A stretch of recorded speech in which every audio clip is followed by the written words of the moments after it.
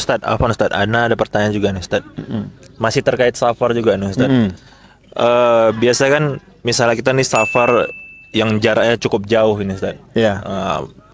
Dalam hal ini kita menggunakan pesawat gitu Ustadz. Iya. Kendaraannya pesawat gitu.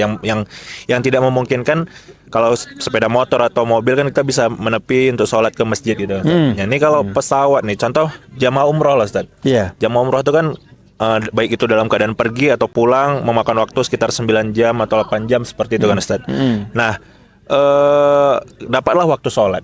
Iya. Nah, mau nggak mau kan kita harus sholat di pesawat gitu Ustadz. Betul. Yang paling afdol tuh sebenarnya terkadang kita banyak lihat jamaah itu sholatnya duduk.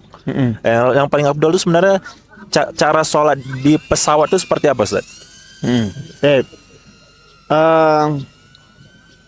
Jamaah umroh yang berangkat umroh menggunakan pesawat, ya sekarang memang kita pasti semuanya menggunakan pesawat ya. Kalau dahulu menggunakan kapal laut ya. Kalau hendak mengerjakan sholat, maka perlu diperhatikan di dalam sholat itu ada yang namanya rukun. Rukun-rukun sholat. Dan rukun-rukun sholat itu tidak boleh ditinggalkan. Jika ditinggalkan dengan sengaja, maka sholatnya menjadi batal seluruhnya. Batal seluruhnya. Berbeda halnya dengan sunnah ya. Kalau sunnah ditinggalkan nggak apa-apa. Nah sedangkan berdiri di dalam sholat itu adalah di antara rukun-rukun yang sangat ditekankan yang tidak boleh tidak. Kecuali dengan adanya uzur. Oleh karenanya bagi para jamaah umroh hendaknya tatkala salat di pesawat maka dia terlebih dahulu berdiri,